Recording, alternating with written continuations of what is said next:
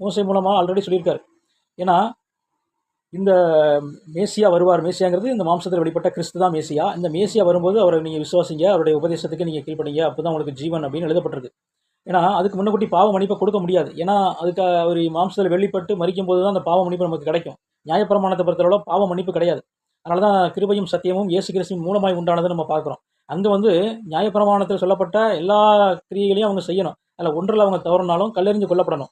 அதனால தான் ஒரு ஸ்திரீயை வந்து இயேசப்பா முன்னால் கொண்டு விடுவாங்க. இவர் விபச்சாரத்தில் கையும் மெய்யுமா பிடிக்கப்பட்ட அந்த ஸ்திரீ மூசை வந்து கல்லெறிந்து கொல்லணும்னு எழுதப்பட்டிருக்க சொல்லியிருக்காரு. நீர் என்ன சொல்கிறேன்னு கேட்கும்போது அவர் சொல்லுவார், அதாவது அவங்க அங்கே இருக்கிற சுற்றி இருக்கிற எல்லாருமே நியாயப்பிரமாணத்தை ஃபாலோ பண்ணல. அவங்க எல்லாருமே ஆக்சுவலாக கல்லெறிஞ்சு கொள்ளக்கூடிய ஸ்டேஜில் தான் இருக்காங்க. ஆனால் அவங்கள தன்னைத்தானே குற்றவாளின்னு தீர்மானிக்காமல் அந்த ஸ்திரீயை பிடிச்சிட்டு வந்து இவ்வளோ நீங்கள் கல்லெறிஞ்சு கொள்ளணும்னு எழுதியிருக்க, நீங்கள் என்ன சொல்கிறேன்னு கேட்குறாரு. அப்போ இவர் சொல்கிறாரு, இதில் யார் நீங்கள் முதல்ல பாவம் செய்யாதவங்களோ அவங்க கல்லறிங்க அப்படிங்கிறார். முதலில் பாவம் செய்யாதவன் முதல் கல்லை எறியட்டும் அப்படிங்கும்போது அவங்க ஒன் பை ஒன்றா விலகி போயிடுறாங்க.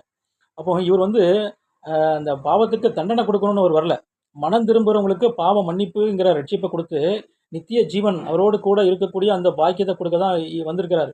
நியாயப்பிரமாணம் கொடுக்கப்பட்டதே இது ஆதாம் மூலமாக வந்த பாவத்தை தவிர மேலும் பாவம் செய்யக்கூடாது என்பதற்காக தான் நியாயப்பிரமாணம் கொடுக்கப்பட்டது. அதாவது மாம்சத்தின்படி பரிசுத்தமாக தன்னை காத்துக்கொண்டு ஆலயத்துக்குள்ளே போகணும். அவர் அந்த நியாயப்பிரமாணத்தில் சொல்லப்பட்ட எல்லா கிரியையும் செய்யணும். அதாவது ஓய்வு நாளை கடைப்பிடிக்கணும், பலி கொடுக்கணும், தசமபாகம் கொடுக்கணும், முடிவு பரியந்தம் அதாவது இயேசு மாம்சத்தில் வெளிப்படுகிற வரைக்கும் சரீரத்தை அதாவது மாம்சத்தை பரிசுத்தமாக பாதுகாத்துக் கொள்ளணும். அதுக்காக தான் அந்த நியாயப்பிரமாணத்தின் கற்பனையும் கட்டளையும் கொடுக்கப்பட்டது. ஆனால் இவங்க அதையெல்லாம் விட்டுட்டு சொல்லப்பட்டதை மீறி இவங்களா ஒரு மனுஷனுடைய பாரம்பரியத்தின்படி கற்பனையின்படி அவங்களா ஒன்று கிரியேட் பண்ணிட்டாங்க. அதாவது என்ன சொல்லப்பட்டிருக்குன்னா, தாயும் தகப்பனையும் கனம் பண்ணணும்னு சொல்லப்பட்டிருக்கு. ஆனால் இவங்க ஒரு காணிக்கையை மொத்தமாக ஒரு அமௌண்ட்டை கொடுத்து பைசல் பண்ணிடுறாங்க. இது உனக்கு கொடுத்தாச்சு, இனிமேல் ஒன்றும் இல்லை அப்படின்னு ஒவ்வொரு விஷயத்துக்கும் தனக்கு இஷ்டப்படி தானாக ஒரு கற்பனையை நியமிச்சுக்கிட்டு தேவனுடைய கற்பனையை அவமாக்கிட்டாங்க.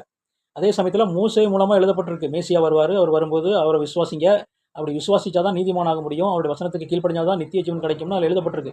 உபாகமம் 18:19 எழுதப்பட்டிருக்கு. ஆனால் அவங்க இதை மோசே சொன்ன நியாயப்பிரமாணத்தை ஃபாலோ பண்ணதுனால இந்த மேசியா வருவார், அவருக்கான அடையாளம் இப்படி கண்ணின் வயிற்றில் பிறப்பார், அவர் தான் யூதருக்கு ராஜா, அவரை நம்ம விசுவாசிச்சா தான் ஜீவன், அவருடைய உபதேசத்தை கீழ்ப்படிஞ்சால் தான் ஜீவன், அப்போ தான் நம்மளுக்கு பாவ மன்னிப்பு, அப்போ தான் நம்மளுக்கு விடுதலை கிடைக்கும் அப்படிங்கிற எல்லாத்தையும் அவங்க மறந்துட்டாங்க. ஏன்னா அவங்க அதை ஃபாலோ பண்ணலை.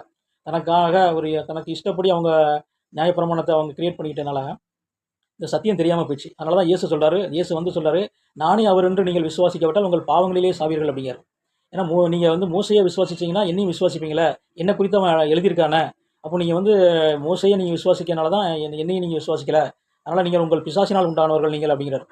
அப்போ ஆபிரகாமுடைய பிள்ளைகள் நீங்கள் சொல்லாதீங்க, ஏன்னா ஆபிரகாம் என்னை விசுவாசித்தான், அதுதான் அவனுக்கு நீதியாக எண்ணப்பட்டது, அதே போல் நீங்கள் என்னை விசுவாசிக்கும் போது அவங்களுக்கு வந்து பாவ மன்னிப்பு உண்டாகும், உங்களுக்கு ஜீவன் உண்டாகும் அப்படிங்கிறார். ஆனால்